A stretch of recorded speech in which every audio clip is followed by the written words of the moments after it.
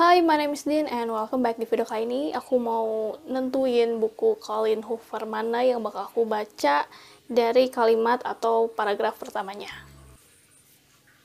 Itu rencananya. Tapi kemudian aku lihat di Twitter kalau penulis ini ternyata agak bermasalah. Ada isu-isu tentang hal-hal yang bikin aku nggak nyaman, yang bikin aku ngerasa kalau aku baca karyanya, aku seakan-akan mendukung atau membenarkan hal-hal yang dia sepertinya lakuin. Aku belum baca lebih banyak lagi sih, cuma itu udah ngasih kesan yang negatif. Ini kali ketiganya terjadi. Pertama ini, terus ini. Tapi aku pengen banget baca. Lebih karena penasaran sih, karena orang-orang baca dari dulu, terus sekarang sangat populer lagi. Aku dari dulu pengen baca, cuma aku bingung mau baca yang mana. Kayaknya oke nih, aku tentuin dari kalimat pertamanya atau halaman pertamanya gitu. Aku belum tentu baca semuanya. Aku bakal baca yang bener-bener bikin aku tertarik untuk baca gitu. Gimana, ini bukan berarti aku ngedukung, karena aku juga harus nyari tahu kan soal penulis itu. Ya, jadi ya pokoknya aku baca bukunya belum tentu ngedukung. Ya itu aja sih yang biar bikin aku agak tenang ya. Oke. Nah, buku Colleen Hoover yang akan aku baca ada versi terjemahan. Ini ada banyak banget nih di Gramedia Digital. Tapi ini belum semuanya.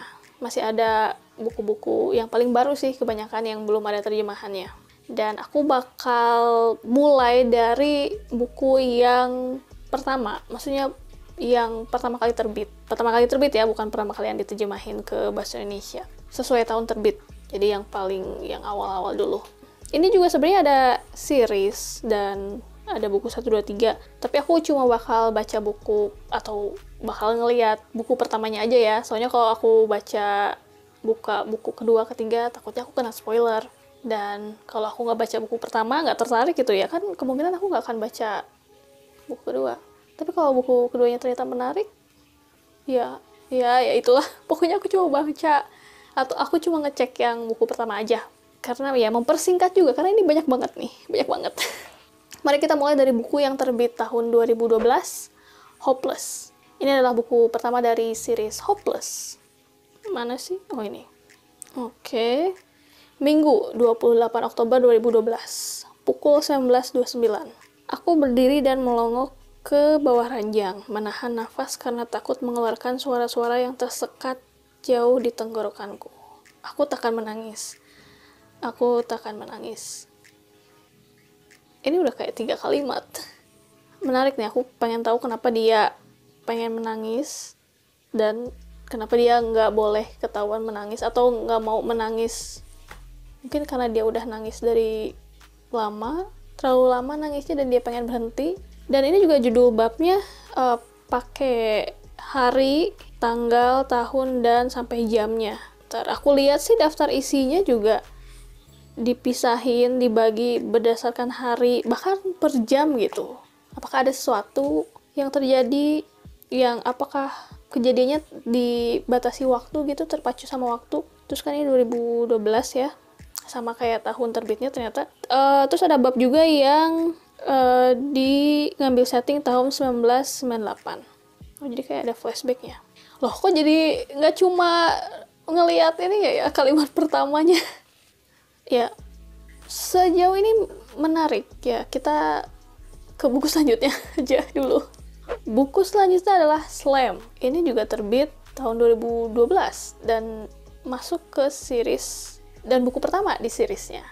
Ini sebenarnya buku Colleen Hoover pertama yang aku lihat, yang narik perhatian dan gak nyangka gitu, oh ada terjemahannya. Aku cari dan aku lihat covernya ini. Oke, bab 1 ada quote di atasnya. Aku baca paragraf pertamanya aja ya. Aku dan Kel memuat 2 kardus terakhir ke dalam truk U-Haul. Kutarik turun pintu truk, lalu kupasang palangnya, mengunci 18 tahun kenangan yang semuanya mencakup memori tentang ayahku. Sedih lagi. Apalagi bukan membuang ya, ini ke U-Haul-nya dipindahin berarti ya. Oh, aku baca kalimat selanjutnya, sudah 6 bulan berlalu sejak ayahku meninggal. Oh ya, kayaknya barang-barang itu akan dipindahin, dijual, ya pokoknya pisahkan dari kehidupan mereka, si aku ini sekarang, ini kayaknya enggak. Maksudnya nanti gitu dibacanya, kalau aku udah mungkin familiar sama cerita-ceritanya. Kita lanjut ke 2014, buku yang terbit di tahun ini adalah Ugly Love. Nah, ini juga buku yang bikin aku kenal atau ngeh gitu ada penulis ini. Karena 2014 itu dimana aku rajin-rajinnya nonton booktube, kayaknya pertama-tamanya aja. Dan aku juga bikin channelnya 2014 akhir. Nah, di sini tuh banyak booktuber yang nge-review buku ini, dan covernya juga bagus dan enaknya, dan untungnya versi bahasa Indonesia juga punya desain yang gak jauh beda gitu sama cover aslinya. Dan aku juga agak tahu gitu tentang love interest-nya itu pilot, seorang pilot. Tapi aku gak tahu apa hubungannya sama konfliknya nanti. Coba kita baca bab 1, Tate. Itu kayaknya nama karakternya ya. Seseorang pernah menusuk lehermu, Nona. Wah, aku membelalak. Kata membelalak itu sering banget aku temuin, tapi kalau pas diucapin agak aneh ya. Aku membelalak, lalu dengan perlahan berbalik ke arah laki-laki tua yang berdiri di sebelahku. Dia menekan tombol naik di samping lift sambil menghadapku. Deskriptif banget. Laki-laki itu tersenyum dan menunjuk leherku. Tanda lahirmu, katanya. Oke, aku udah baca terlalu banyak nih. Kirain love interest-nya yang ngomong si pilot itu. Tapi kayaknya jarang ya ketika bab awal gitu dibuka dengan pertemuan love interest dan si karakter utamanya. Kenapa aku langsung mikir ke pilot itu ya? Aku nggak kebayang nih bakal tentang apa ceritanya, apa konfliknya gitu. Tapi ini kalimat pertama yang menarik karena sama seperti karakternya gitu, pas ngedenger si perkataan laki-laki itu kayak ada yang pernah menusuk lehermu, terus aku langsung, hah, apa itu maksudnya? Sama seperti reaksi si karakter utama ya, jadi kita sama-sama kaget dan bingung apa maksudnya, dan jadi pengen baca selanjutnya. Kita lanjut ke buku selanjutnya yang juga terbit 2014, Maybe Someday. Ini juga teleseries. Oke. Oh, prolog. Tumben. Sydney. Aku baru meninju wajah seorang gadis, bukan sembarang gadis. Sahabatku. Teman sekamarku. Kenapa dia ninju temennya sendiri? Ada sesuatu kesalahpahaman, ada sesuatu yang serius gitu, ada alasan kuat gitu sampai dia ninju atau pakai fisik gitu nyerang temen orang terdekatnya. Dan menariknya lagi ini ada karakter lain gitu, perempuan lain selain si karakter utamanya. Sebelumnya kayaknya saudara, terus sendirian, terus orang asing, sedangkan ini kita ketemu gitu sama teman dekatnya, tapi dia ditinju. Gimana ini maksudnya? Oh iya, sejak 5 menit yang lalu kurasa seharusnya aku menyebut dia mantan teman sekamarku. Oke. Berhenti dulu, kita udah baca kalimat atau paragraf awal dari 4 buku nih sejauh ini. Dan semuanya menarik, kecuali yang slam itu. Terlalu sedih, aku nggak mau. Belum siap. Nah, sekarang kita pindah ke 2015. Buku yang terbit di tahun ini adalah November 9. Aku juga cukup familiar sama novel ini. Kalau nggak salah, si 2 karakternya itu ketemu setiap 9 November. Tuh. 9 November pertama, itu judul babnya. Fallon. Aku bertanya-tanya akan seperti apa suaranya jika aku memecahkan gelas ini ke sisi kepalanya. Gelas ini tebal, kepalanya keras. Ada potensi dentuman besar yang memuaskan di situ. Aku kira mereka bakal ketemu baik-baik gitu setiap 9 November. Dan lagi-lagi ada kekerasan, ada serangan fisik. Tadi ninju, sekarang kayak ngebantingin gelas. Tapi ini baru niat doang sih. Ada alasan kuat pastinya, tapi kayak banyak kekerasan. Dan emang sih hubungan toksik itu selalu aku dengar gitu dari review-review novel penulis ini. Tapi aku nggak kira bakal ada serangan fisik loh. Aku kira memang dari perlakuan, dari ucapan, misalnya gaslighting atau misalnya manipulatif, nggak sampai ke KDRT atau apa. Lalu novel selanjutnya, Stand Alone lagi, judulnya Confess.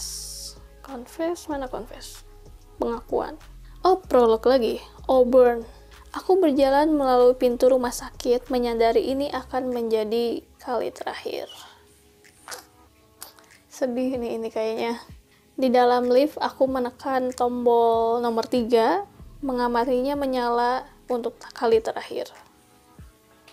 Ini kayaknya si karakter utama, si akunya, ngunjungin seseorang yang lagi sakit parah dan sebentar lagi akan pergi.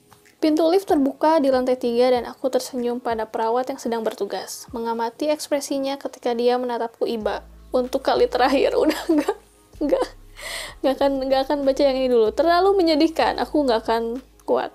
Nanti dulu. Nah, kita pindah ke 2016 bertemu dengan novel yang sangat populer dari penulis ini, It Ends With Us. 1.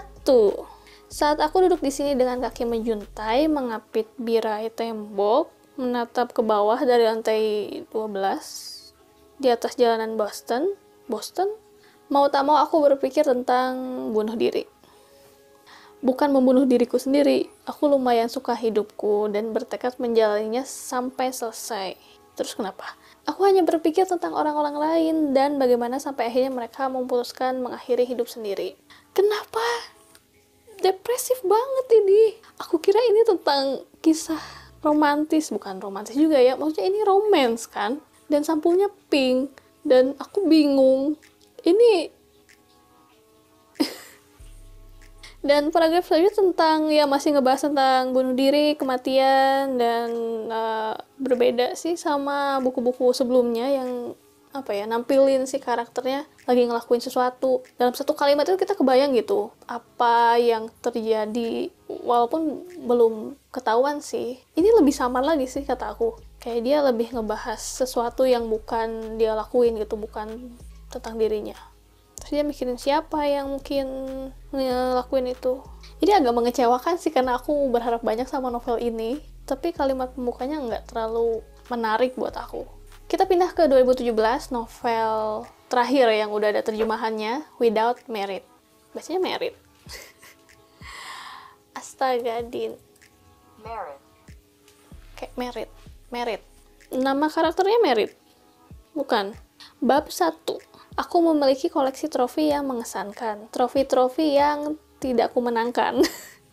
Sebagian besarnya aku beli dari, sebagian besarnya aku beli dari toko barang bekas, atau ketika seseorang menjual barang-barang bekas milik mereka di garasi rumah mereka sendiri. Kok aneh ya? Agak aneh. 2 diantaranya aku dapatkan dari ayahku sebagai hadiah ulang tahunku yang 17, hanya 1 yang kucuri.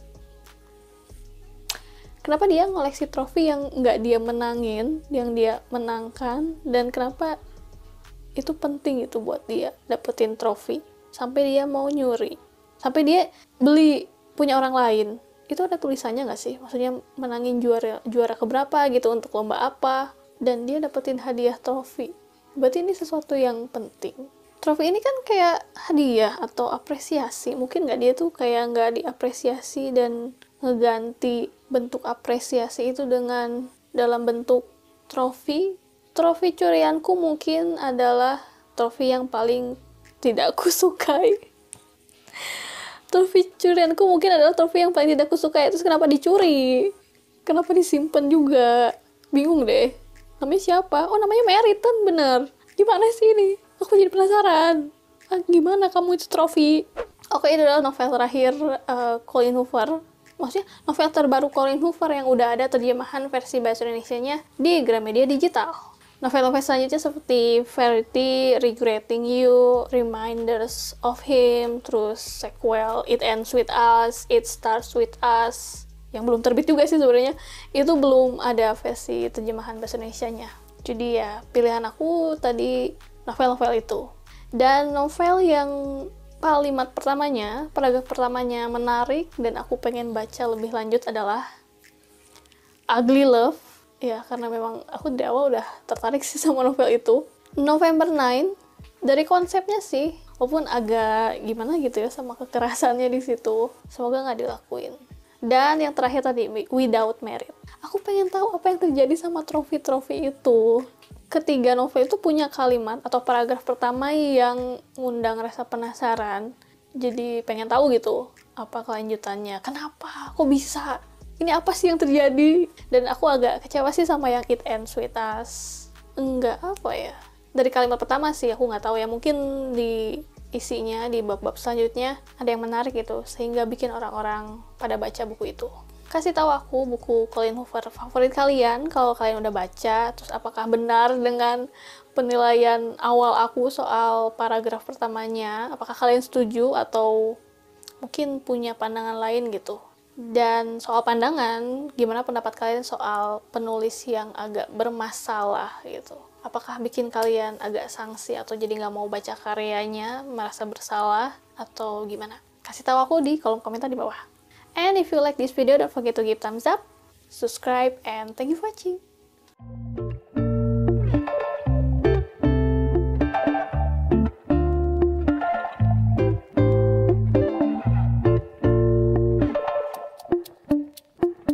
Kita lanjut ke buku selanjutnya yang juga terbit tahun 2020.